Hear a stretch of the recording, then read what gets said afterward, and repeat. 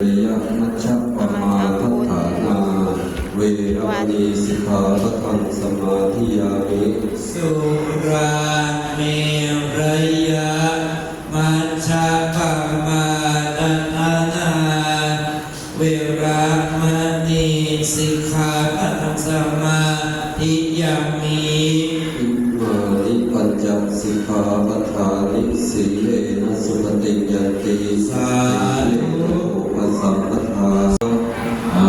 ระหะโตสัมมาฟังเทศวันพระก่อนเข้าสู่เทศกาลสงกรานต์ค่ะพามาฟังเทศกันนะคะสัมมาสัมพุทธัสสะนะโมตัสสะภะคะวะโตอะระหะโตสัมมาสัมพุทธัสสะอิโกอะกาลิโกเอหิปัสสิโกโอปะนะหิโกปัจจตังเว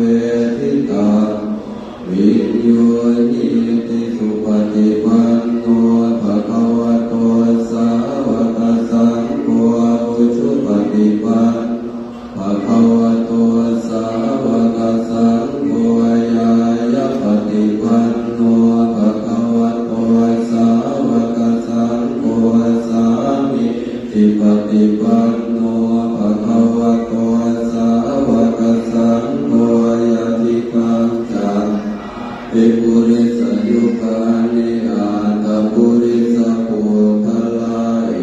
สะภะคะวะโตสาวกสังอาหุเนยโยปาหุเนยโยทาปิเนยโยอันการณิโยอนุตตรังปุญญาเกตังโลกัสสติภะหุงสหัสสมะมิตัสสะวุทันตังเวเมฆลังวุติตาโพรัสสะเสนะมานังทาพอถึงบทสวดพาหุงก็จะเริ่มไปใส่บาตรกันนะคะสยามังพลานิมาราติเลกัมมาปิโยจิตัสสะภะระโอนังปนาลวะกัมมาธรรมทาทยาคังขันติสุทัตตวิจินาชิตวามุนิโทตันเตจัสสะภวัตจยมังพลานินาลา